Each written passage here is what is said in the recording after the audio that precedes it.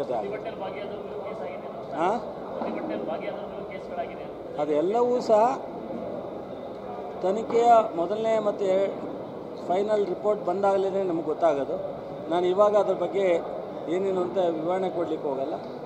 ಈಗ ಸದ್ಯಕ್ಕೆ ಪ್ರಿಲಿಮಿನರಿ ಕ್ರಮ ಏನಾಗಬೇಕು ಅದನ್ನು ಮಾಡಿದ್ದೀವಿ. ತನಿಖೆಗೆ ಆದೇಶ ಆಗಿದೆ, ತನಿಖೆ ಬರಲಿ. ಆಮೇಲೆ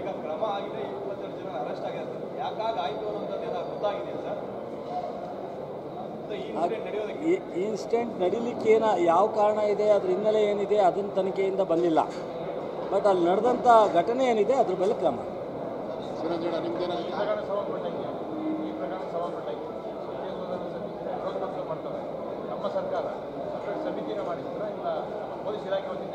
ಪೊಲೀಸ್ ಇಲಾಖೆ ಮಾಡುತ್ತೆ. ಪೊಲೀಸ್ ಇಲಾಖೆ ಮಾಡಲ್ಲ ಅಂತ ನಮ್ಗೆ ಅನುಮಾನ ಬಂದಾಗ ನಾವು ಬೇರೆ ಮಾಡ್ತೀವಿ.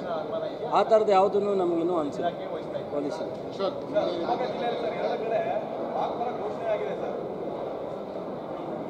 ನಾನು ತಿಳಿದೆ, ನಮ್ಮ ದಿನೇಶ್ ಹೇಳಿದ್ರು ಭತ್ತ, ನಾನು ಯಾವುದೋ ಸಮಾರಂಭದಲ್ಲಿದ್ದೆ ನಾಗಮಂಗಲದಲ್ಲಿ.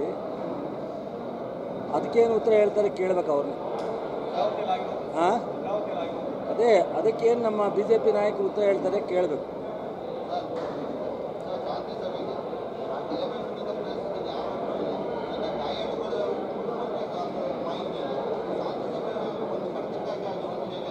ಹಾಂ, ಈ ಅಲ್ಲೂ ಹೇಳಿದ್ದಾರೆ. ಈಗಾಗಲೇ ಇನ್ನೊಬ್ಬರು ಮಾತನಾಡಿದ್ರು, ಎಲ್ಲರೂ ಬಂದಿಲ್ಲ. ಶಾಂತಿ ಸಭೆಗೆ ಪ್ರತಿ ಮನೆಗೆ ಹೋಗಿ ಬರಬೇಕು ಅಂತ ಹೇಳ್ತಕ್ಕಂಥದ್ದಲ್ಲ, ಒತ್ತಾಯವಾಗಿ ಕರೆಯುವಂಥದ್ದಲ್ಲ. ಶಾಂತಿ ಸಭೆನ ಕರೆಯುವಂಥ ಪ್ರಕ್ರಿಯೆ ಏನಿದೆ ಅದು ಕರೆದಿದ್ದಾರೆ.